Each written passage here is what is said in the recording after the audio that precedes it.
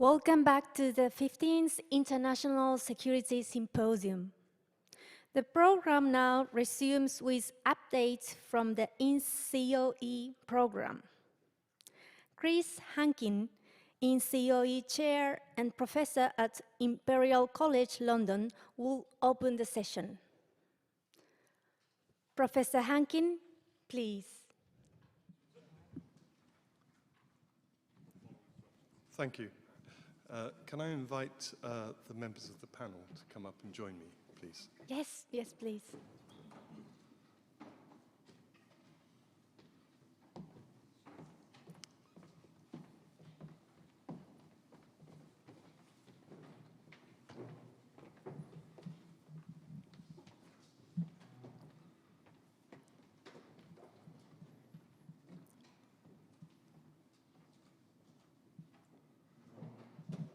Good afternoon.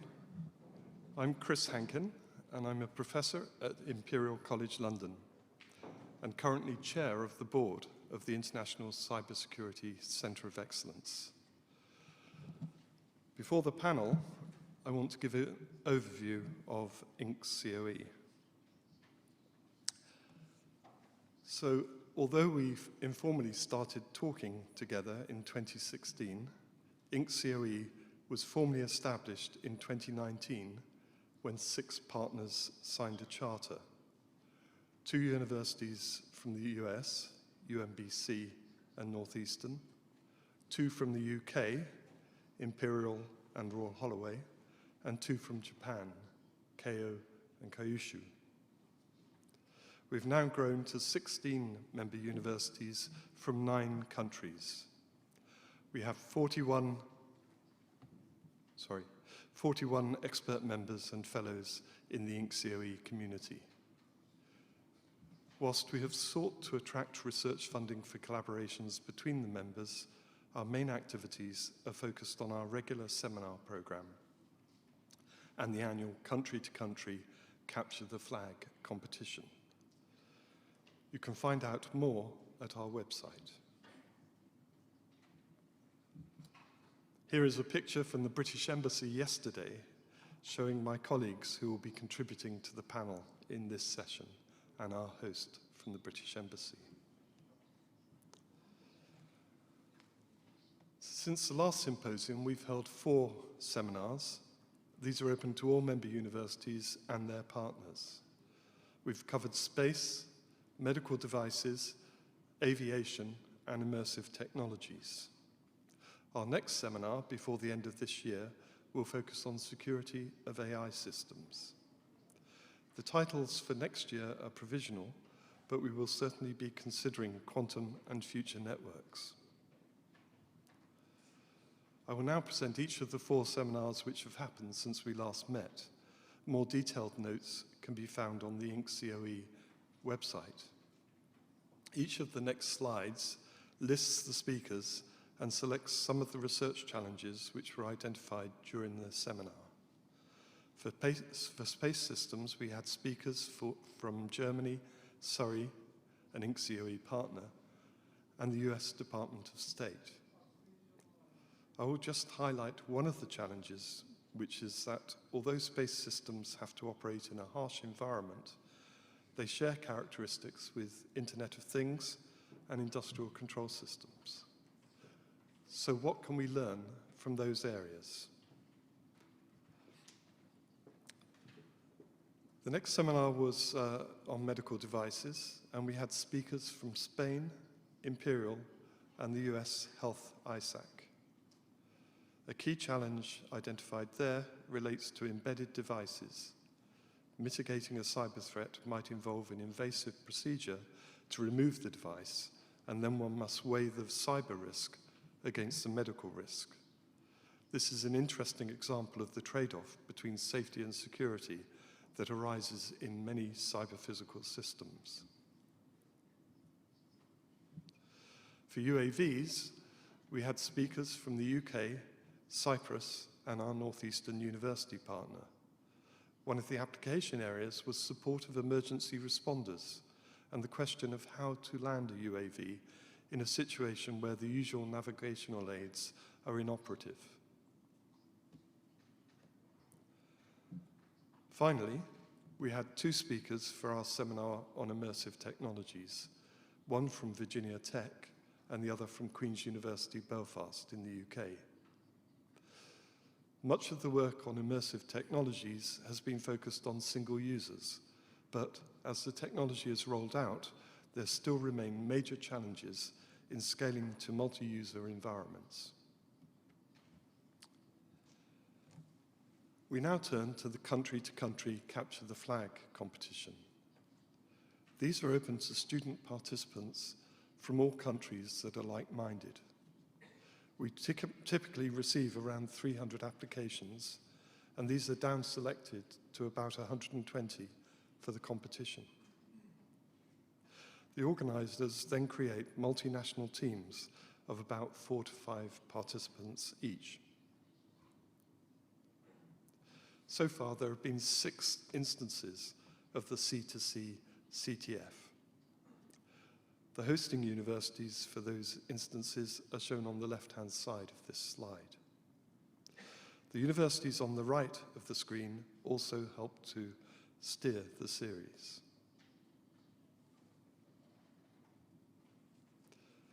The most recent instance was at Northeastern in July 2025.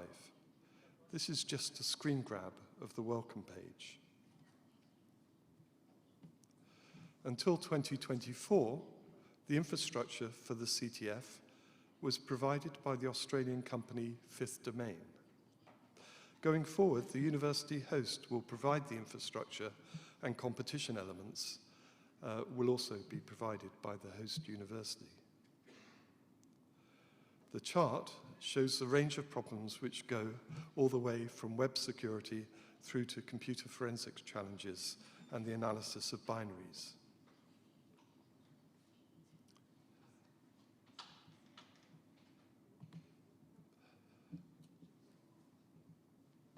As with any competition, there are winners and losers. This slide shows the top 3 teams from 2025. They received certificates and cash prizes at the closing ceremony of the CTF event. Coming up, we are exploring ways of establishing an alumni network, and the next instance of the C2C CTF will be held in Bali, and then at George Mason in 2027. Here is a slide showing the announcement of the event in Bali, and also showing some key dates for next year. And we would encourage you to think about your students and so on who might apply to join this CTF event. With that, I'll conclude my introduction and thank you for your attention. We'll now move to the panel, and I'll move to a chair.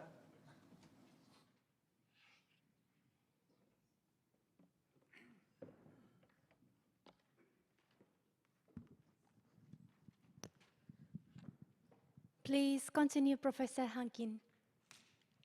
Thank you. So I will start with an overview of Imperial College, and then each of my colleagues in the panel will give an overview of their institution, with some emphasis towards the end of their presentations concerning their collaboration with INC-COE. So if we could display the first slide.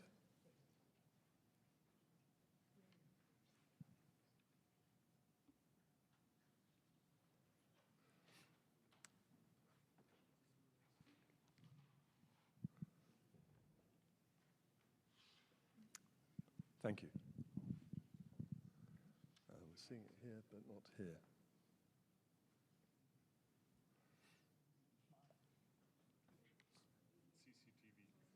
CCTV. Thank you. Thank you. So I'm going to present Imperial College. We are a technical university. Our mission is to understand the natural world and to apply that understanding to improve things. We recruit students from over 140 countries, and they are roughly half undergraduates and half postgraduates. Our academic and support staff are also multinational, as you can see from the figures on this slide. Imperial is recognized by the UK government as an academic centre of excellence for cybersecurity research. The government has also created 4 national research institutes, and Imperial leads 2 of these, one together with Surrey, another of the INC-COE members. We're particularly interested in the resilience of industrial control systems and cyber-physical systems. We look at these through a critical infrastructure lens. Resilience, from our perspective, has 2 aspects. On the system plane, it's about attack graphs, reconfiguration, and recovery. On the data plane, it's about robustness of algorithms and mitigations against adversarial attacks. Together with Emil Lupu, I lead the Research Institute in Trustworthy Interconnected Cyber-Physical Systems, otherwise known as RITICS. We have about 25 universities and a community of interest with around 500 members from industry, academia, and government. RITICS concerns itself with a wide range of research challenges, from harms through mitigations to economic issues. RITICS coordinates the various projects and fellowships which we fund, and it also convenes meetings of those people within our community and connects industry, government, and academic partners.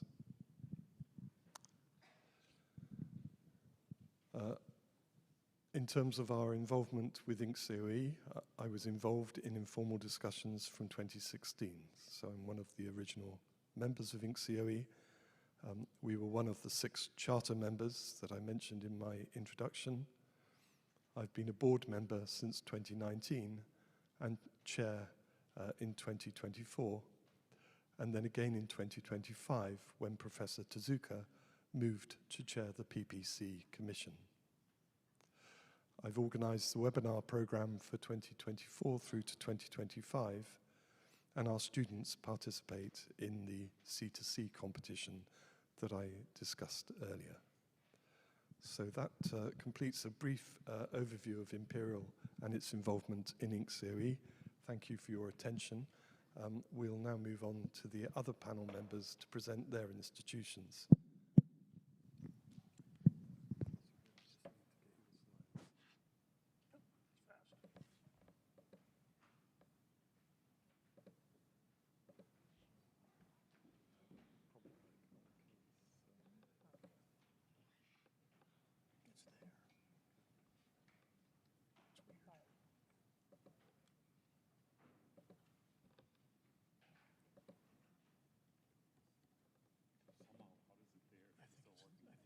This one.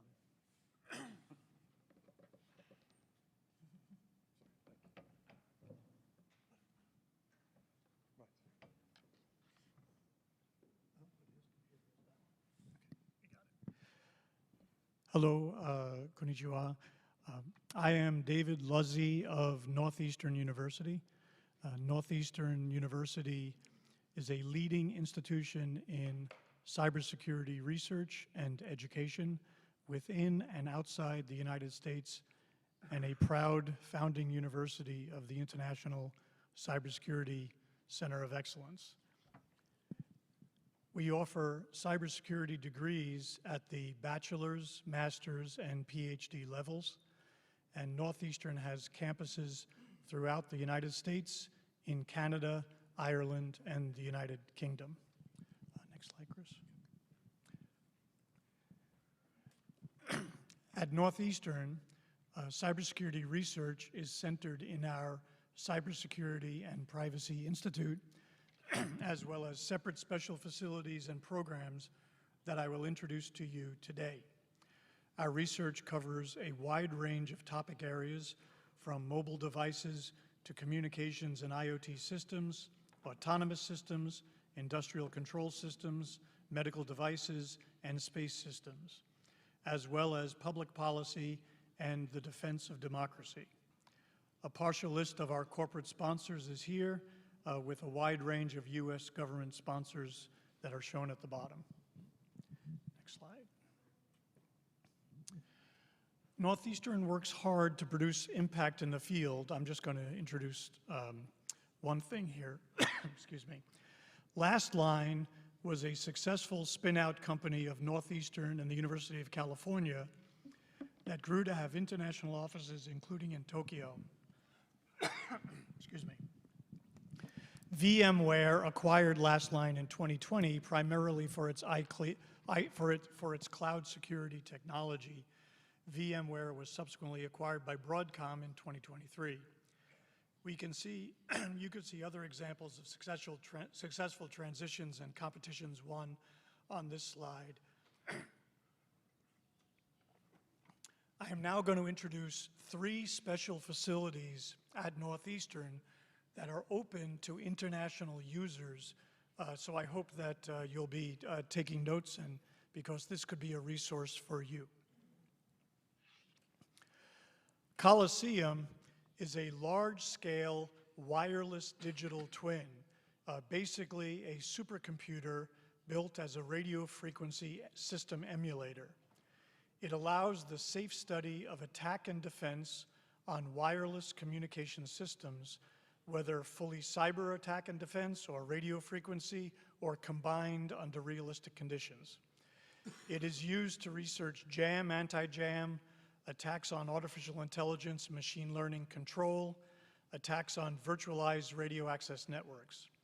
Coliseum is open to international users and is already in use by Japanese researchers. For example, I know for a fact that University of Tokyo researchers are active users of Coliseum. Next slide. The second one, Sphere, is a national testbed of Northeastern University and the University of Southern California, currently under construction. The first capabilities are now open to users for beta testing. It will allow a wide range of studies covering topics of 90% of the published literature in cybersecurity, including industrial control systems, IoT devices, and networks, etc. It is available to international users. I encourage you to connect to the website to determine if it will be useful to you or your company. Next slide.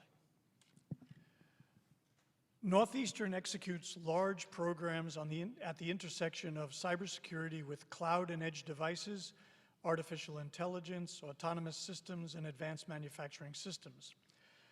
One of these programs, you can see at the top here, built the large Faraday cage anechoic chamber facility seen at the upper right.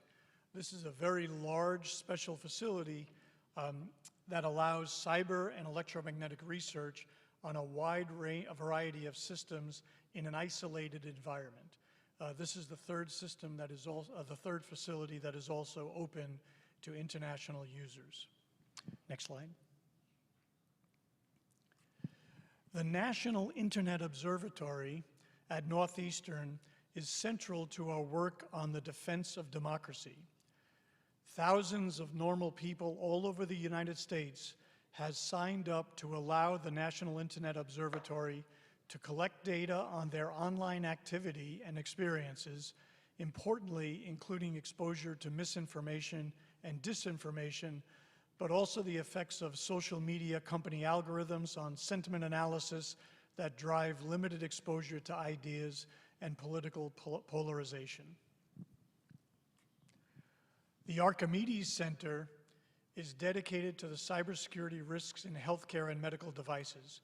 Here I show the effects on temperature of a cyber attack on a commonly used hospital infant incubator. Next slide.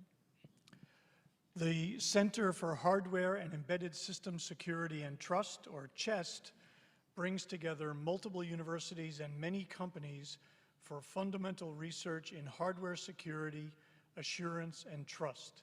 It is the largest NSF Industry University Cooperative Research Center, or IUCRC, in the United States. Finally, here is a partial list of universities with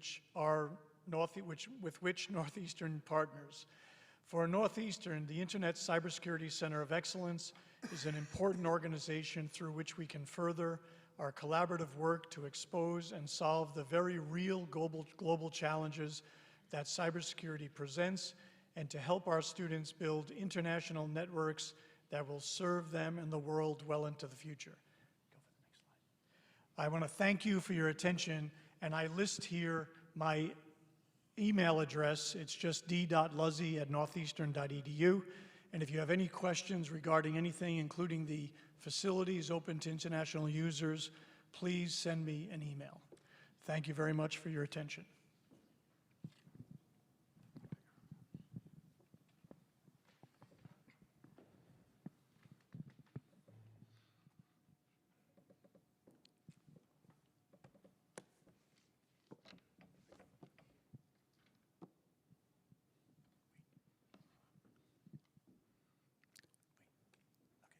For the AV team, this is the wrong slides in front of us here.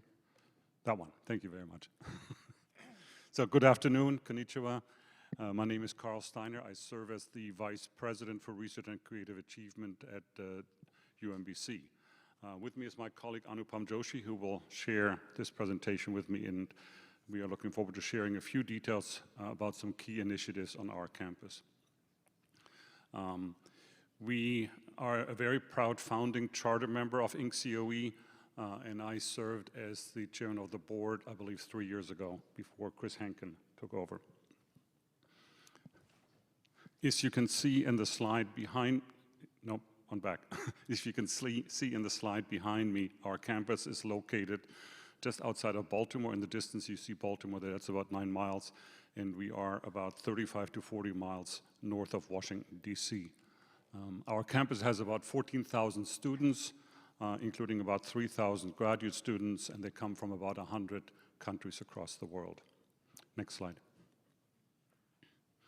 As part of our recent investment into the core areas of AI, quantum and data science, and cybersecurity, we recently opened a new cyber range, which is focused on operational technology right on our campus.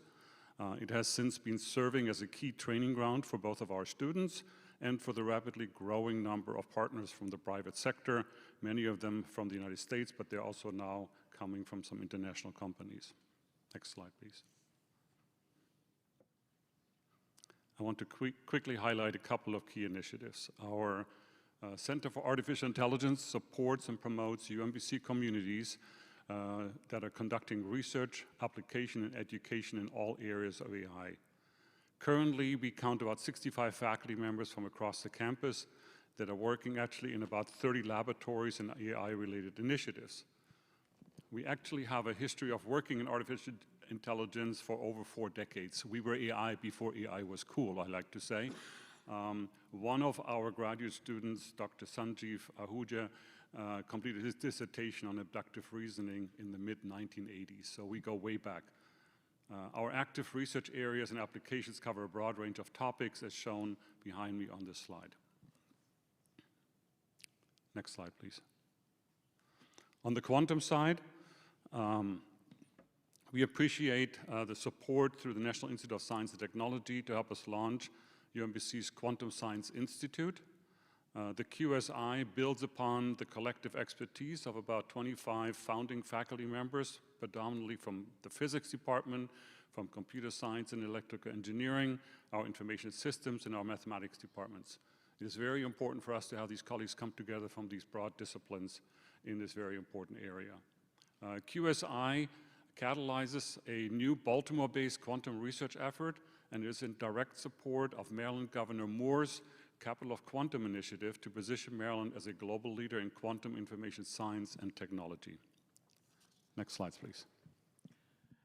So let me focus a little bit on the cybersecurity element. So the Cybersecurity Institute at UMBC grew out of an earlier center and has about 50 faculty across a broad set of disciplines, and with some base funding from the state of Maryland a few years ago. We've brought in 9 new faculty. A 10th search is ongoing right now. Unlike what often happens with cybersecurity, where it's essentially reduced to a technical discipline, we have hired across the spectrum. So we've hired people in computer science, as you would expect, in computer engineering and information systems and mathematics, but we've also hired people in physics who deal with quantum elements of security. We've hired people in political science that look at how nation-state actors use cybersecurity. We heard a lot of that this morning from the speakers. We've hired people in economics who work on how you can make a credible case for investments in cybersecurity. So across this reflects the broad impacts of cybersecurity on our society. Next slide, please. So UCI is the model on which we're building our AI and quantum centers that Carl Sensei talked about earlier. You have, of course, as in a traditional university, degree programs and other credentials of value, but they cross disciplinary boundaries. So computer science and physics collaborate on the quantum security elements. But there are also efforts within disciplinary boundaries, tracks in artificial intelligence or cybersecurity and AI within computer science or within information systems. We span the scale from these certificates and undergraduate degrees and research-oriented masters and PhDs. We collaborate internationally. You saw these discussions of COE. We research support from federal and state agencies, including IUCRCs and other centers like that. But we actually work closely with these agencies to identify their pain points and work with them, not just publish papers, but move research into practice. Similarly, we collaborate with industry to conduct research and upskill practitioners. We support entrepreneurship through BW Tech, and Carl Sensei will talk about that later. In a nutshell, we try to be good partners for our stakeholders. Next slide, please. So behind me is a list of areas. If I had the next 2 or 3 hours, we would have a nice discussion on all of these efforts that my colleagues are doing. But given that I have a minute, I'd like to say that in many of these areas, we're actually significantly ahead of the curve.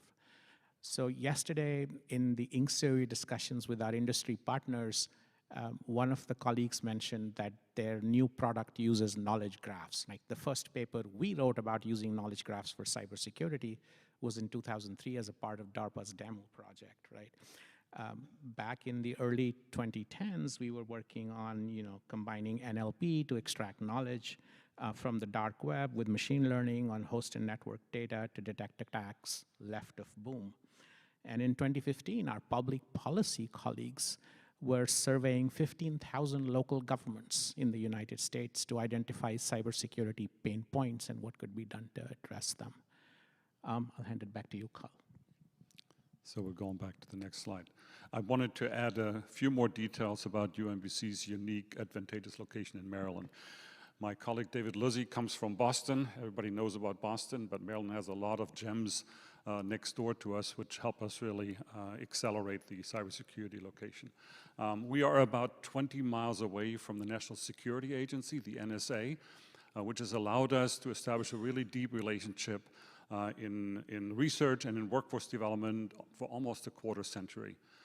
Today, we have been recognized as one of the leading universities to provide workforce talent to the agency, and we have about 1,400 of our former UMBC graduates that are working at the agency today.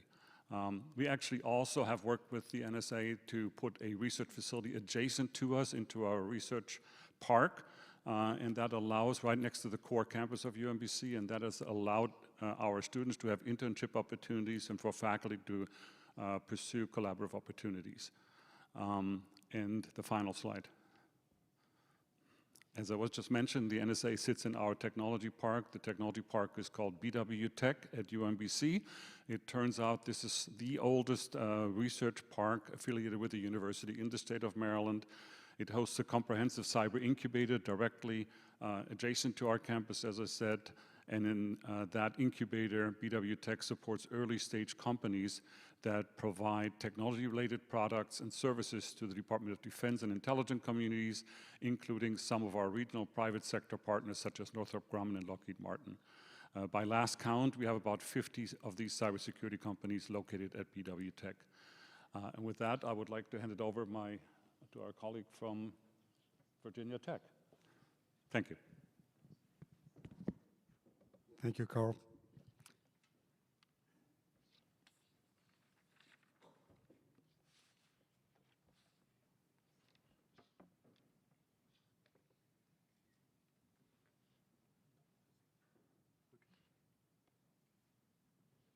Okay.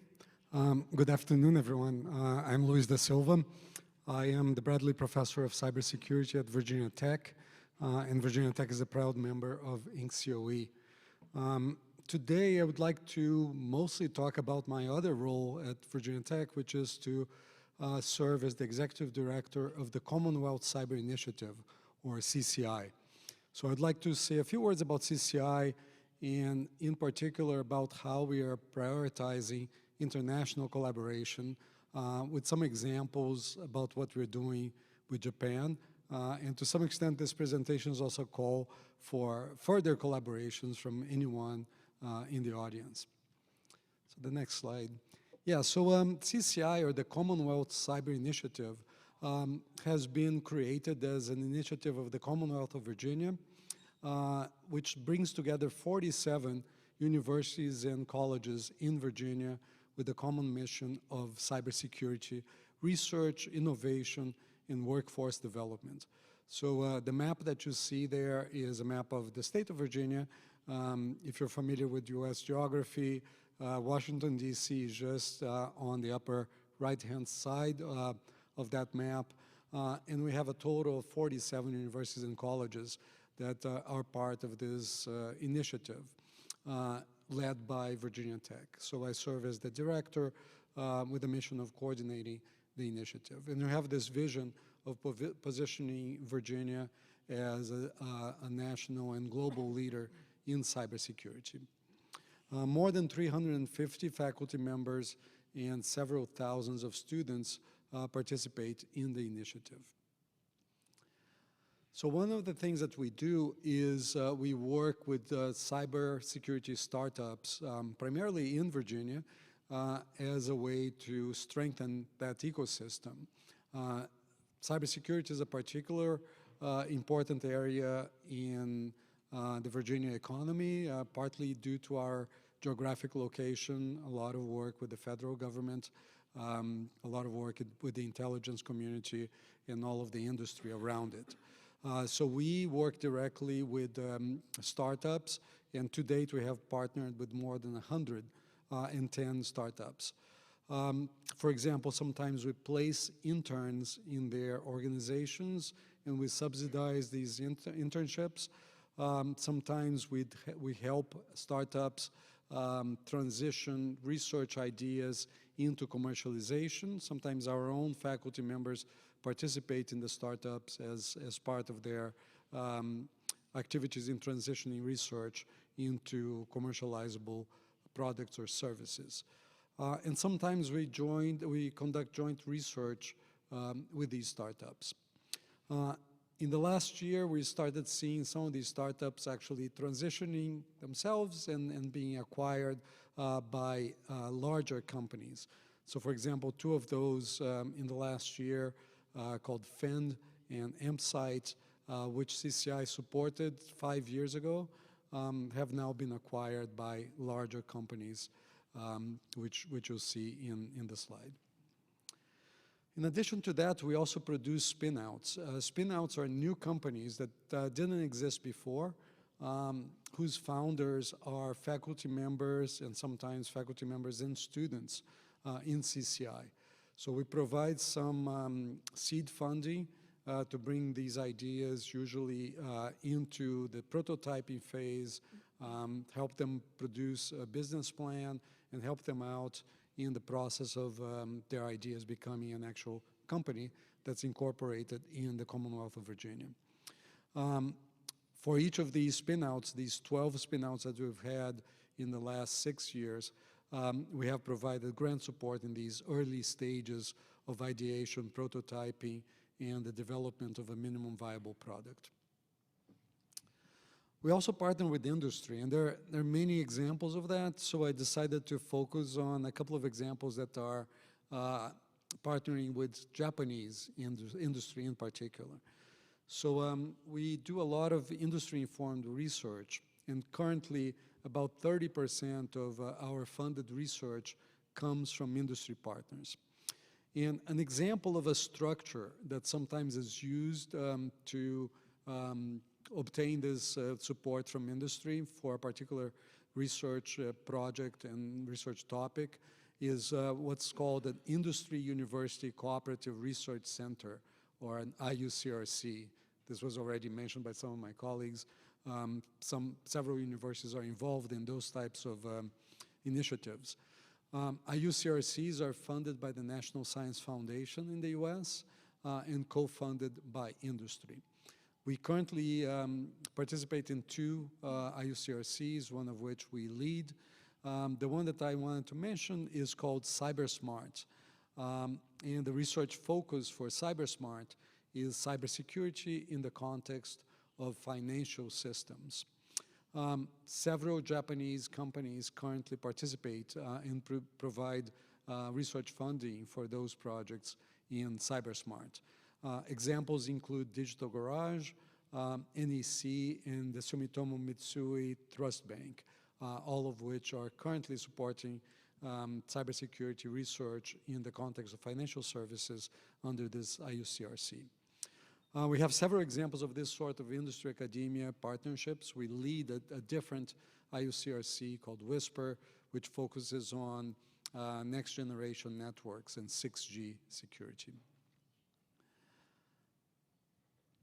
CCI has been expanding our international collaborations, in particular with Europe, Asia, and Latin America.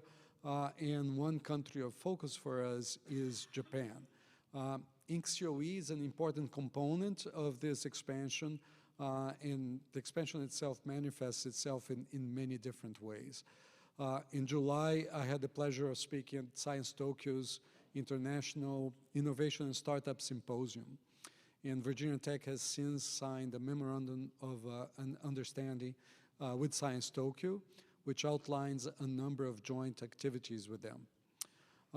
I will have the pleasure of returning to Japan in about a month, in November, to give a keynote on securing wireless networks at the International Conference on Emerging Technologies for Communications, which takes place in Osaka.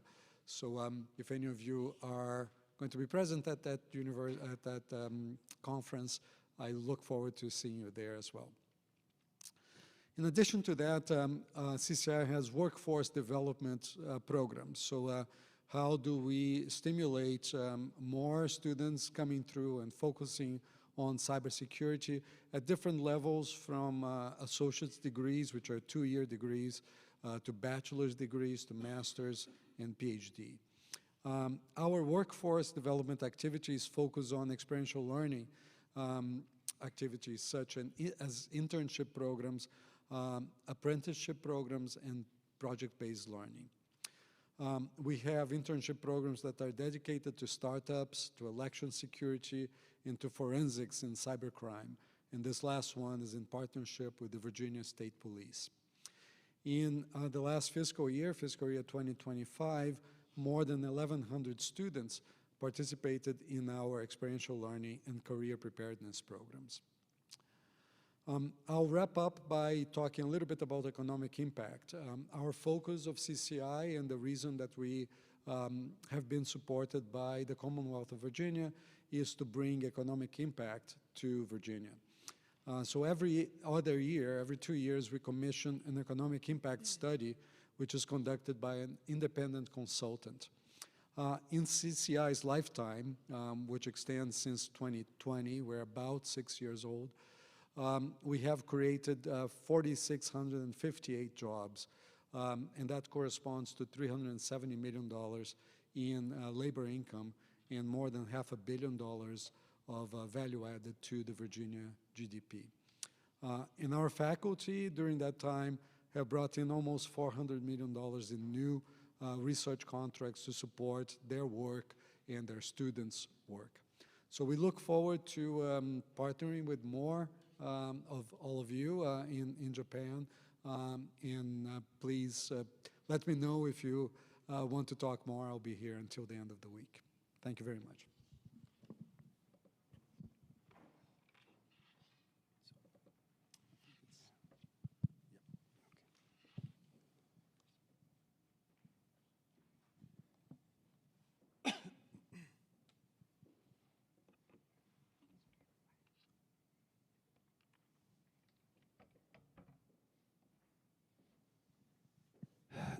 Hello, konnichiwa.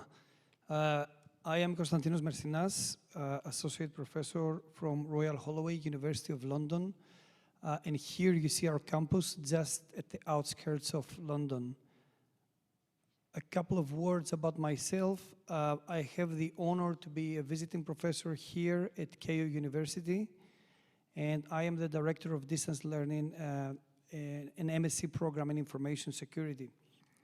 I'm part of a number of research groups, for example, the Hub for Interdisciplinary Research into Vulnerability to Exploitation, HIVE, and we collaborate with a team of researchers in Estonia, Tallinn, which is the NATO Cybersecurity Center of Excellence.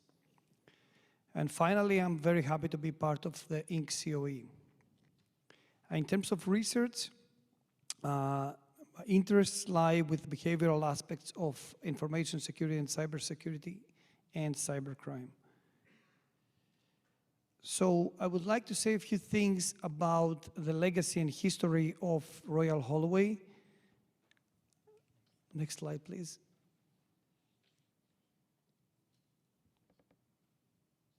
Next. Couple more clicks. Sorry about that. One more. Yes. And can you click through?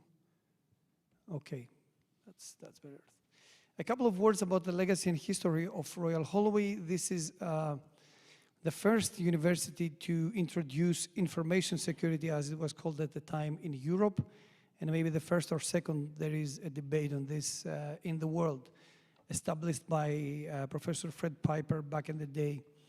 So our first program ran in 1992 as an MSc program, and it still continues. The university is a founding member of the UK Academic Centres of Excellence in Cybersecurity Research and Education, and we have a number of more than 4,000 alumni students across the globe, the majority of which are in positions in governments, industry, and academia. We conduct interdisciplinary research, and we have a number of labs and centers, such as the Smart Card Center, the System Security Research Lab, cryptographic labs on privacy, human, social, and behavioral aspects of security. And we have a legacy of interdisciplinarity in terms of education and research and policy impact. Next slide, please. So we have three major programs. The first one is the campus MSc program in Information and Cybersecurity, as it's called now. The second one here is one of the first distance learning programs again in Europe. And now we have moved in collaboration to University of London and Coursera to a new online cybersecurity masters with more than 1,000 active students. Next slide, please. And in order to give you an understanding of the breadth of teaching and research in cybersecurity, I present here the number of modules that we provide.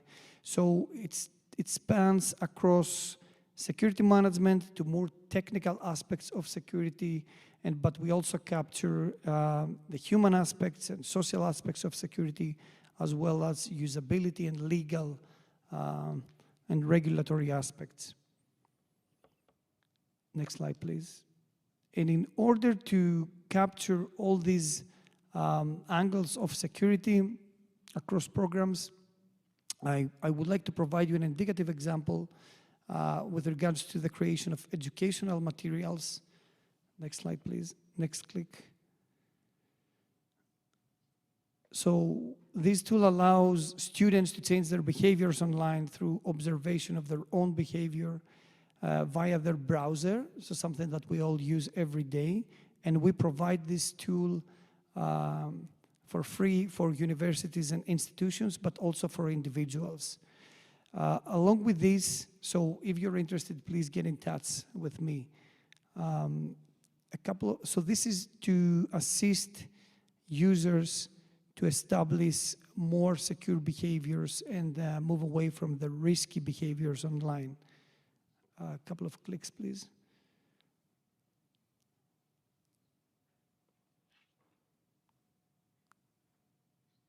One more.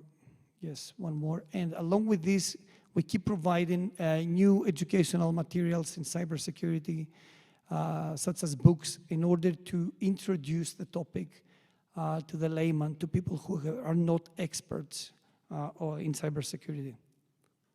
Next slide, please. And finally, a couple of words about research. I've mentioned already, this description is from the Royal Holloway website. I want to highlight the large and active community of PhD students for which we have a dedicated Center of Doctoral Training, CDT it's called, along with our postgraduate and undergraduate students. The IHG has over 20 permanent research active members and visiting professors from around the world. And all of this research actually captures the top modules that I mentioned earlier, and it's divided into three main groups: the cryptography group, the people and society group, and the systems group. And we have joint collaborations with Keio University and joint publications, for which I'm very happy, and I would like to invite any of you for further collaborations. Next slide, please. So I would like to thank you for your attention. Feel free to connect with me on LinkedIn for any questions. And here you can find a free sample of our teaching materials on cybercrime on Coursera. And finally, you can find the free Chrome add-on on cybersecurity behavior change. Thank you very much for your attention.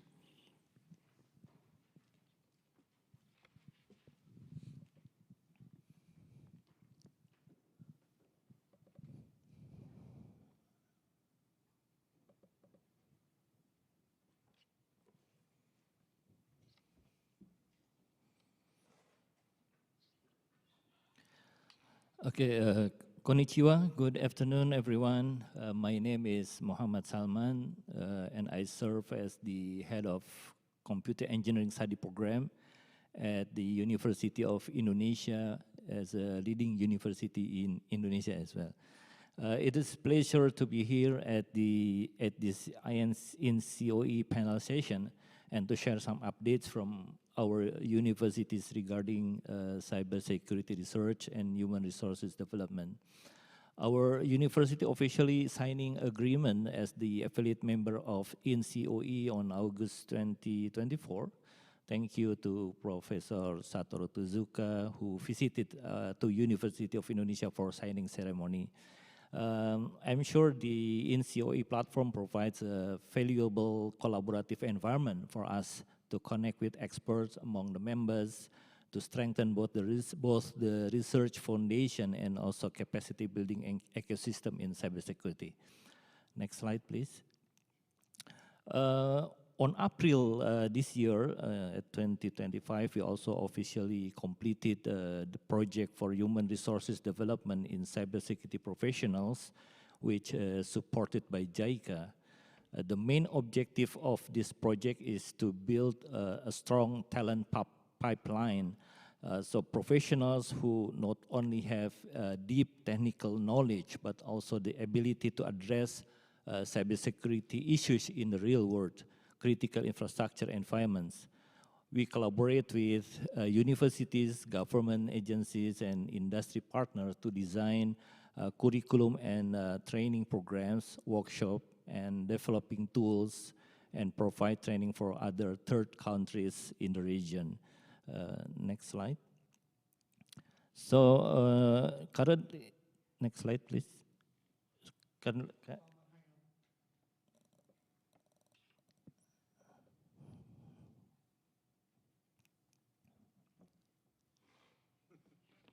Okay. So now we are ongoing to the next phase of activities in our universities, which is the establishing research in cyber-physical systems, which foster industry partnership to enhance knowledge, research, and development in the area of cyber-physical systems, such as OT security, secure IoT, ICS, HoneyNet for ICS, etc. And also supporting critical infrastructures, information infrastructure sectors and industry CSIRT in strengthening cybersecurity capacity. We support CII and industry sector to strengthening their CSIRT capabilities, provide technical assistance, maturity assessment, capacity building in enhancing their cybersecurity capacity. And also, we're still continuing our talent development and capacity building. The growing numbers of skill gaps need to be addressed, especially in Indonesia, by talent development program with industries and government by establishing a talent pool, cybersecurity training, incident exercise, simulations, summer course program, etc. And also we still continuing our training certification and postgraduate program in cybersecurity. Next slide, please. At the University of Indonesia, our research team is currently exploring several key areas within cybersecurity.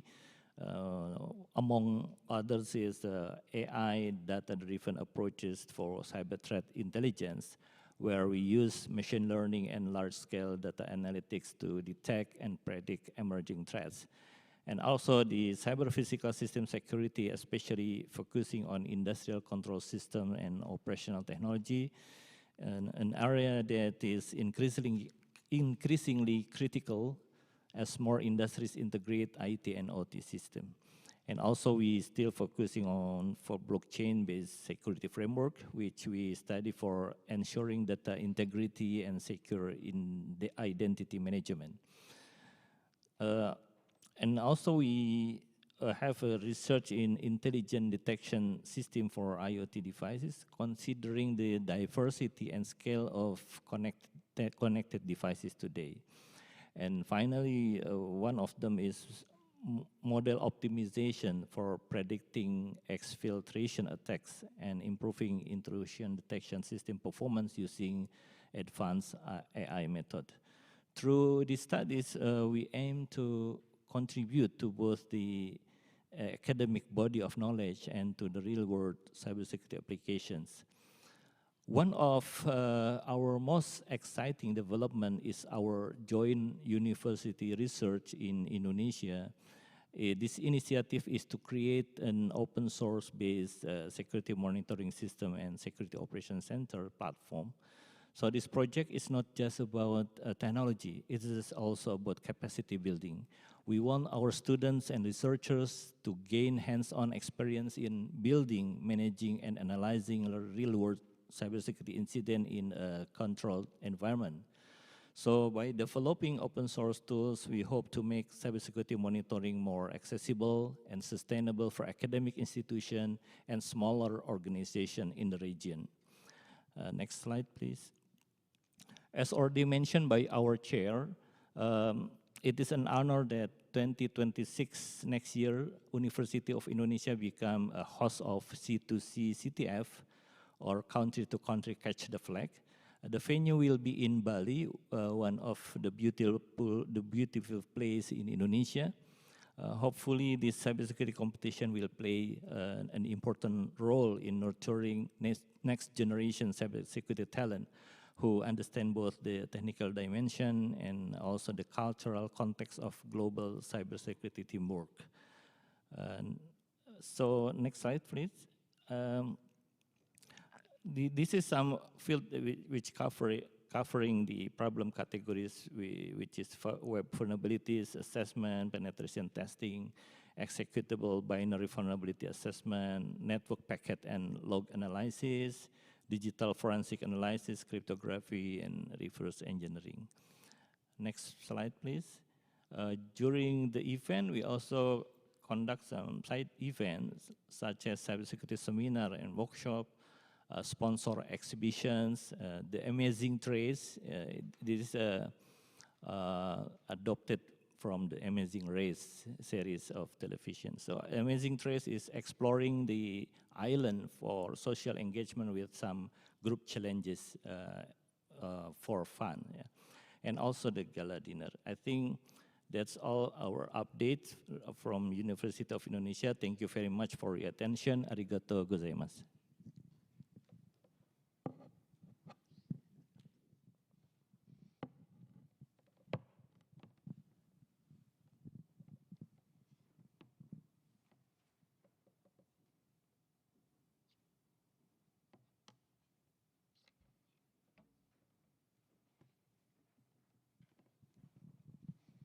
Good afternoon, welcome. And my name is Rolando Martins. I'm the acting Vice Director of the Cybersecurity and Privacy Competence Center of the University of Porto. And I'm also an assistant professor in the Computer Science Department. So this presentation is actually more on the center itself, not the University of Porto. University of Porto has two major schools, the Faculty of Science and Engineering, that offer multiple courses, undergraduate, master's, and PhD level programs for cybersecurity. So the center consists on different schools, and it's meant to be like that. So it's meant to draw faculty from Faculty of Science, Engineering, Economics, Medicine, and even arts, as cybersecurity is a very holistic kind of problem that you have to solve. Its mission is to increase national cybersecurity capabilities, that includes industry and public sector, and provides scientific support for the Portuguese government. One of the things also support is we support expertise for court cases and also forensics for law enforcement and so on. But ultimately, one of our major goals is actually to support technical and knowledge transfer between academia and actually industry. So in the following slides, I will try to focus some of the key projects that we were involved, and they include autonomous vehicles and resilient infrastructure, and now the very common use of artificial intelligence in cybersecurity, and then some of the quantum applications also in cybersecurity. So one of our key projects, it's on autonomous driving, and it's basically from a well-established partnership with Bosch. And we started with a project called TEA that initially secured 28 million euros of funding. And it was very focused on what we can perceive from the world. So we use multiple sensors, ranging from LiDAR to RGB cameras. And the entire thing was, how can we intertwine this information and process it fast enough for these very dynamic environments? And for that, you actually need a very resilient infrastructure to support it. For the second iteration, it's called a project called Atlas. We are pushing a bit more the envelope, and we are addressing the trust component that you need to solve when you are actually trying to put this technology into the public. So our primary objective in both projects is actually to have secure and privacy mechanisms built in this type of mechanisms. Has to be privacy and security by design. And this is meant to fulfill all the complementary and regulatory objectives that you need to do for the European Union. So a lot of the new regulation, what basically entails, you need to have data provenance. You also definitely need to provide explainability, especially for AI. And then you have to also support a lot of, and offer a comprehensive audit trail. So when something bad happens, you have a way to figure out exactly what happened.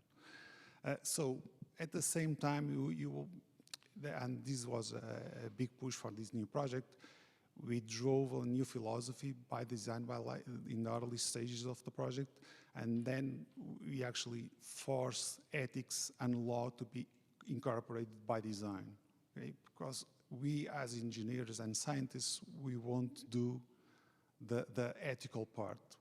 What our role is in this type of project is to provide the supporting frameworks, technical frameworks, so a societal understanding of what the rules should be in, unfortunately, in the worst case scenarios. Next slide, please.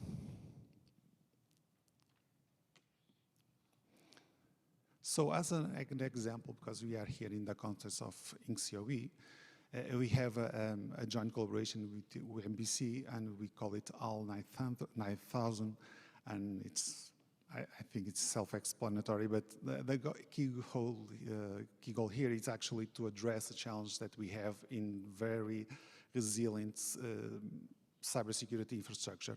In this case, one of the issues that we have is actually trying to address the backlog that you have when you are cataloging exploits. And we've seen, like in the past, like NIST had like a huge backlog that wasn't able to process fast enough. And with this approach, what we did, we use previous knowledge and also like the natural language processing to trying to figure out like what was the predictive score for the exploits that weren't still classified. And with this, we are closing the gap or temporal gap that's not there, and we are trying to fulfill it, so we basically lower the risk of zero exploits. So next slide, please. So for ADIS, it's also like an industrial partnership with Galp. So Galp is our leading energy sector company, and with this, we're trying to explore what is in the dark web, and we use artificial intelligence in a twofold approach. For the first one, we use it to basically try to circumvent the safeguards that most dark websites have. So we use it to basically automate the exploration, the crawling of this information. For the second one is we want to use this information. It's basically fragmented in most of the cases, and using past knowledge that we already have and try to see if you can automate the attacks. And this is meant, obviously it's an offense attack or tool, but it's meant actually for defense. We want to test our resilience and adjust on the fly, as you can imagine. Next slide, please. For the final one is a defense project. It's like our implementation of the European initiative EuroKCI. So in this particular case, it's PTKCI, and the main objective of this project is actually to implement the quantum key distributions that we are like a major effort that we are doing in Europe. As you may know, you have certain limitations for the quantum communications, so there is limitations on the physical medium, if you consider that. So it depends on the medium that you are using. And for that, to overcome that, you actually have to use the classical networking approaches. And our effort is actually to provide expertise for us to actually have these intertwined quantum and classical communications to excel us in a safe and secure way. Okay? Thank you so much. If you have any questions, please reach out and I will happily answer it. Thank you.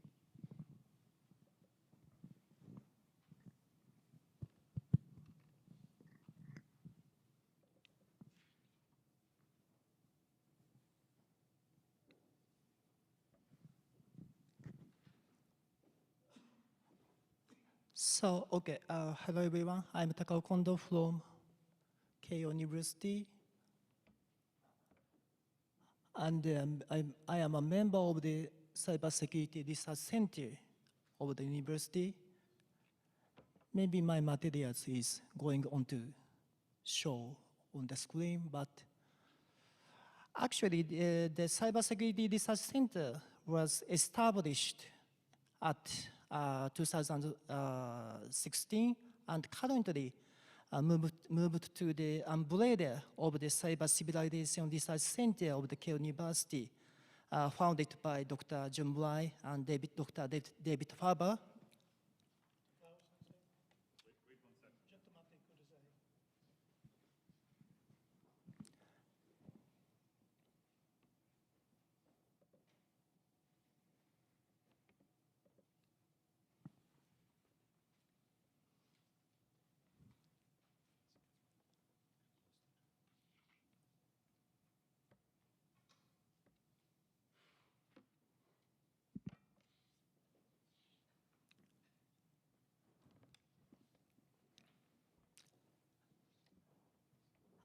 Actually, please show the, title slide, Actually, because of the, this cybersecurity research center is one of the hosts of this symposium. So our research portfolio is mainly implemented in the program of this symposium. So if you are interested in our research portfolio, please move on attending the other sessions, especially in day 2, from day 2 to day 4. So in this session, I'm going to focus on a kind of the specific research theme about industrial control systems, security side issues. This is very important thing of our research topics. Please go on the next slide. So OT, operational technology, is kind of a key technique to construct industrial control system.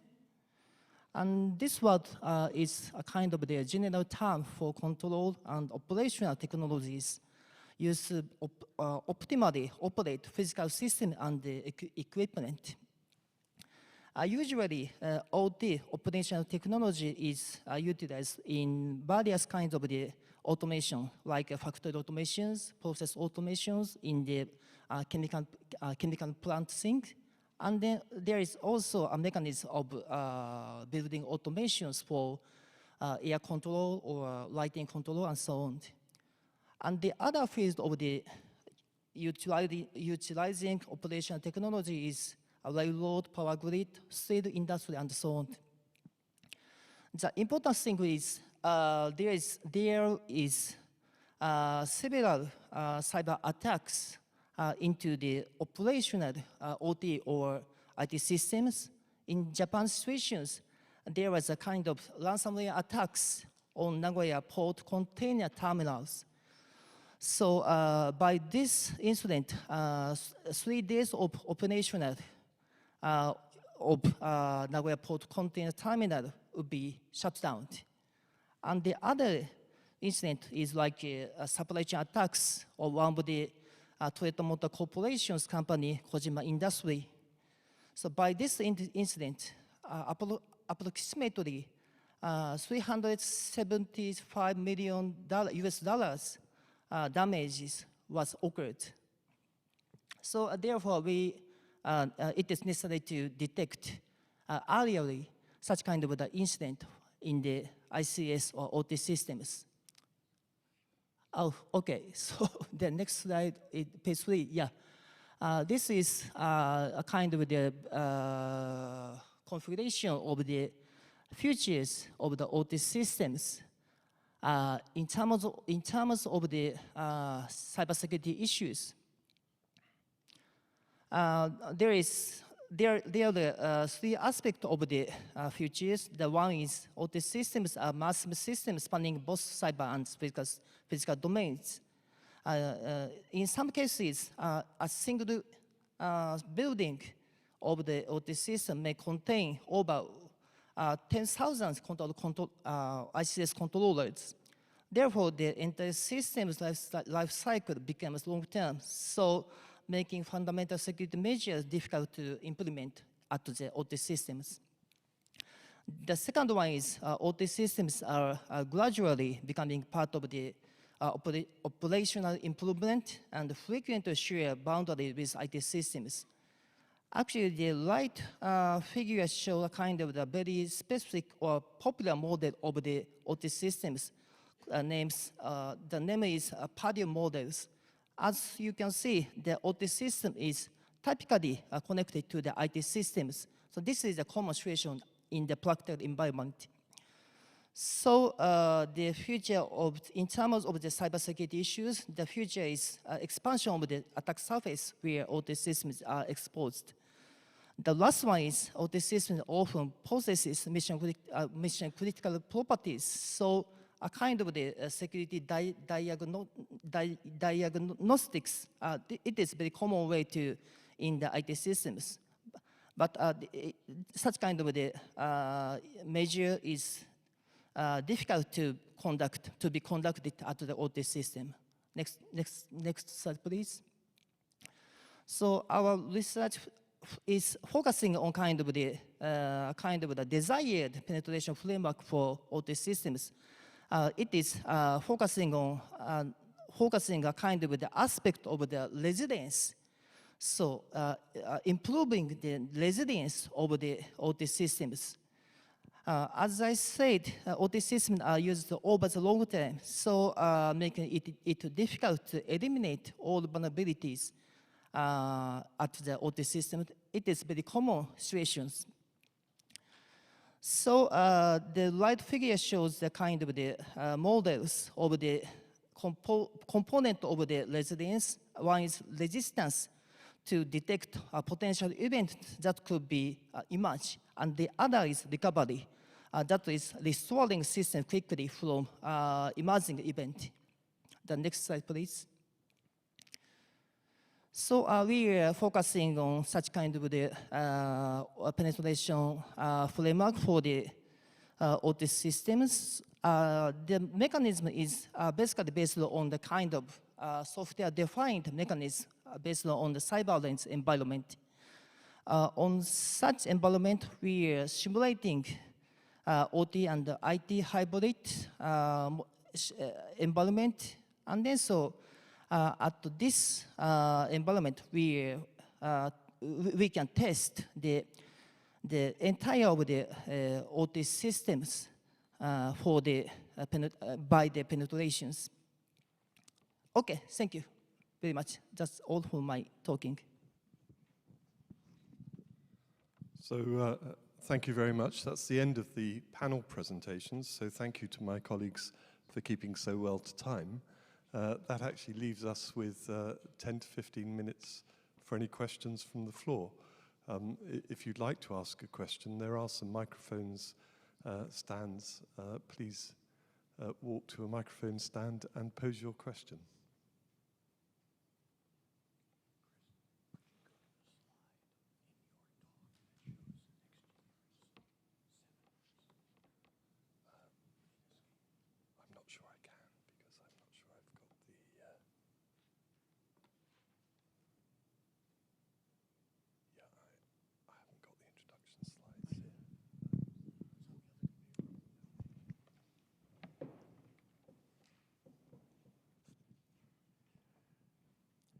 If I could just say a couple of words about the International Cybersecurity Center of Excellence. If you are in the audience and you're a member of a Japanese university or any university, we would welcome a reach out about the possibility of getting your university involved in the International Cybersecurity Center of Excellence. For that matter, if you're a company in the audience and would like to be engaged with the International Cybersecurity Center of Excellence, we would absolutely welcome a reach out. Maybe in Japan, the easiest thing would be Takao Sensei, so maybe you could be a resource for people to connect to from Japan to the International Center. Can we maybe show the slide from this laptop? Would that be possible?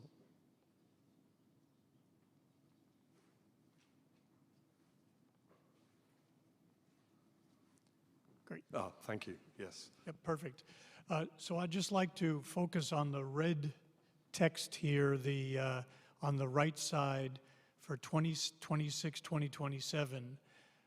If you are at a university or company with researchers in the area of quantum security, security of future networks, Obviously, it's cybersecurity, so cybersecurity associated with healthy aging and assisted living, or cybersecurity associated with digital currencies, we would absolutely welcome a reach out of suggested speakers for these seminars.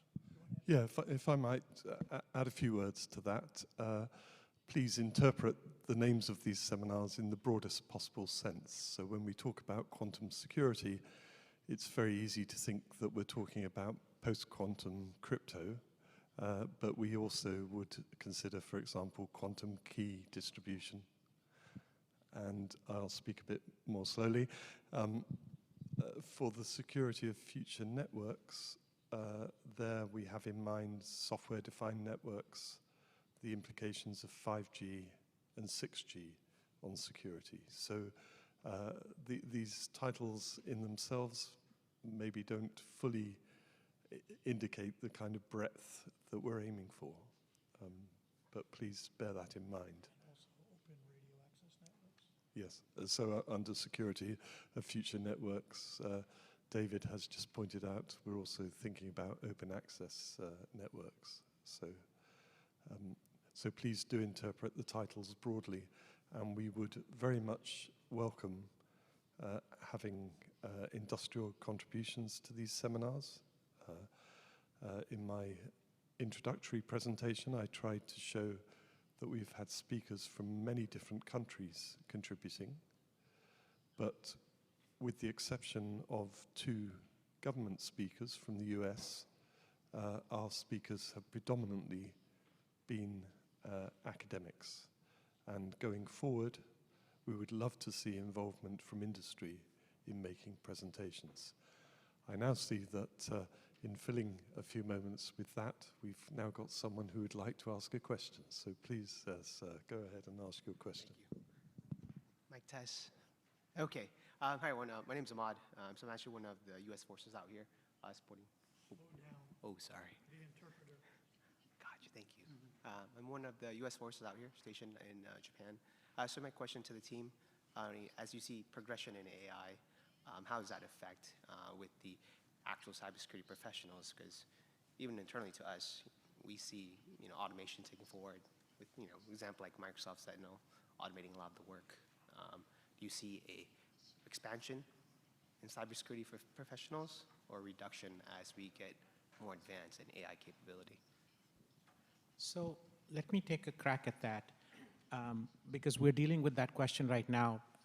Both Anupam, could you sort of summarize the question, please? Because I don't think the... So I think if I were to summarize the question, it's like, what effect is AI having, right? I mean, is there a growth in the number of professionals needed, or will AI shrink the number of people by automating certain tasks? So that's an interesting question that's affecting not just cybersecurity, but many different fields right now. And it's both in the academic world, but more broadly as public universities in the United States, we're dealing with this challenge. The way I would phrase your answer is that AI is probably going to reduce the number of people who were doing entry level. Like, so you got your little certification on how to run automated pen tests on, some system. Those jobs can be increasingly automated. I mean, in 2 of these presentations, including ours, you saw the word SOC show up, and most of that research is essentially automating a lot of the functions that you do at a basic level in a SOC right now. That said, what you will open up is people who know how to use these tools to be better defenders, or for that matter, to be blunt, better attackers, right? So the nature of the job will change. Unfortunately, I claim no expertise in labor economics in terms of, how much of the shrinkage here will be balanced by the growth here. There will be shrinkage on one side, there will be growth on the other side, if I were to summarize a response.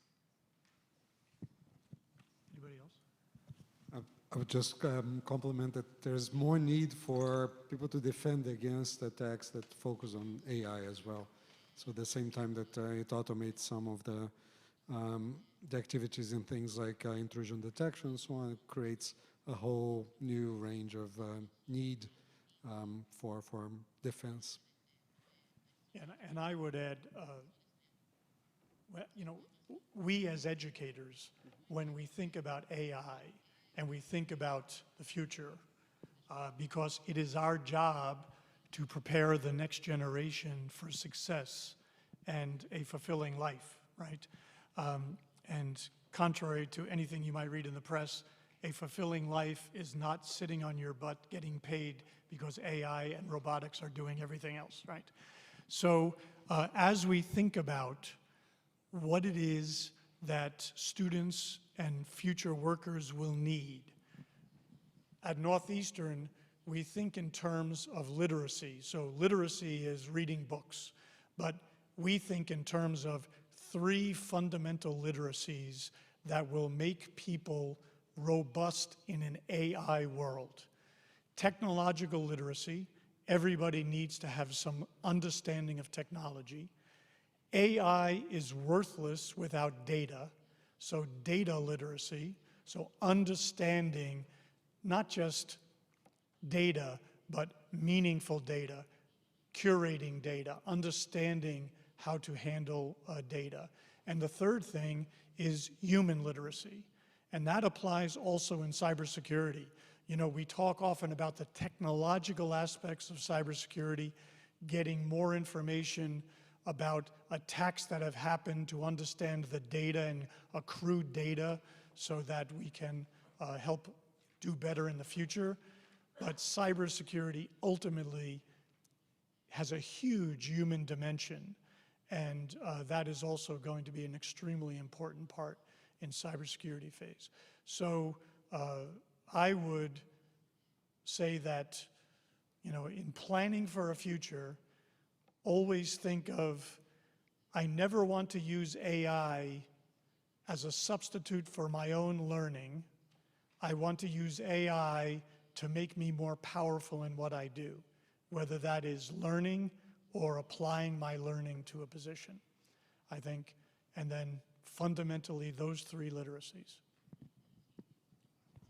Thank you very much. Thank you. I should have, we made an invitation for industry members of the audience to maybe contribute to our seminar program. I should equally invite you to participate as listeners in the program. The seminars happen at 12 o'clock GMT, which isn't a very sociable hour for participants from Japan, although it's still before midnight. And if you want to join the seminar program in the audience, please, I think, probably contact Noguchi-san, who is the Executive Director of Inc. COE, and we will arrange for you to be added to the mailing list. Thank you. Any other questions?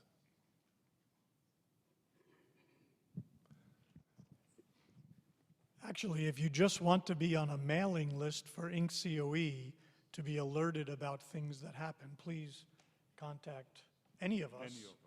Any of us, or Noguchi-san or Takao-sensei, and we would be happy to make sure that you are notified about upcoming seminars, events, etc.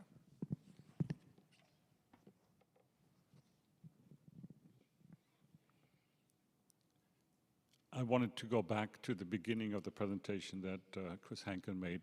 It's a little bit about the beginning of Inc. COE, and I just wanted to extend my gratitude to Tezuka Sensei, who spoke this morning, and to Noguchi-san, who's sitting in front of us. Both of them traveled the world 9 years ago, 2016, met many of us at the time, and had the vision to establish Inc. COE at a time when that was so far out to really build an international cybersecurity center of excellence. All of us as institutions, as individuals, have invested into this concept, and we're very thankful for Keio University to have taken the lead. So I just wanted to say thank you on behalf of all of us that have been parts of this. It has allowed us to develop meaningful partnerships, meaningful collaboration, and actual friendships across the world. And if something goes wrong, it is one text or one email away for us to get help. Because as we said in the opening comments, cybersecurity is not a local issue. All conversation this morning were about the fact that it is a global network. The question of trust is important. And just like with us here in the economic community, having a level of trust and being able to call somebody, we should pursue this together, maybe as a joint proposal, or here's a question where we need some help. Once you know each other, you are willing to go the extra mile to really address some of the key issues that we're all facing. So just a quick thank you.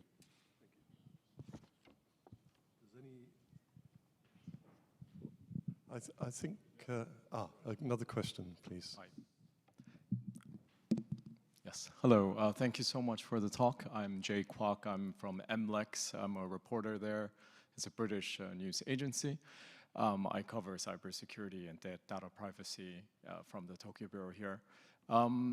I was just wondering, I was especially struck by Professor Lazi's mention of the project called Colosseum. I mean, since all of you had a call out to the industry partners here, are there any kind of concrete examples that you could share about other other industry partners in other countries where certain partnerships yielded interesting, interesting findings?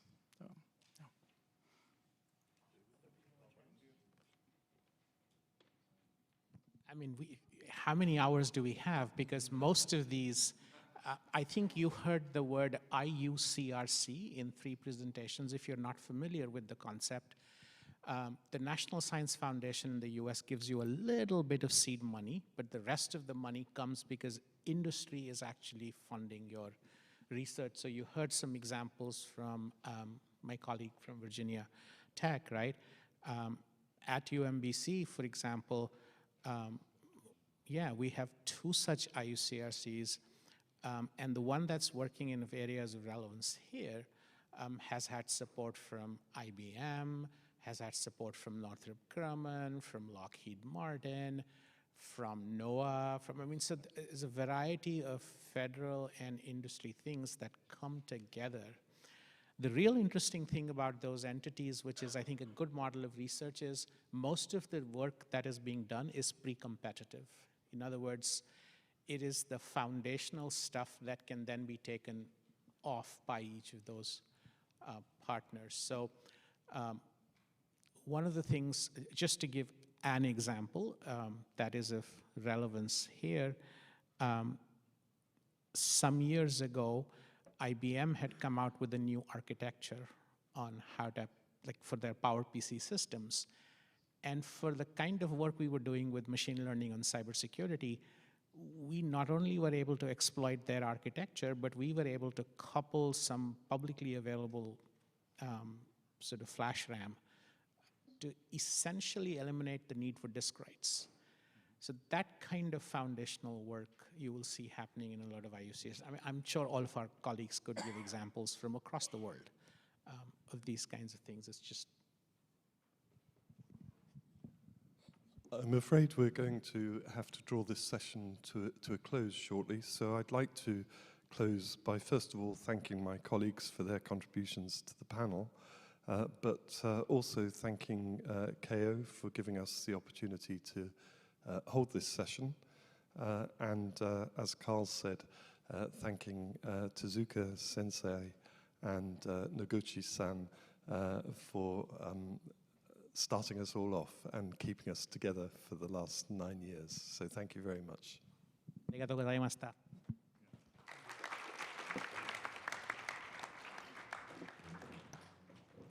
Thank you to our moderator and to all of our panelists, and also for the questions. Please give us a moment to clear the stage before continuing.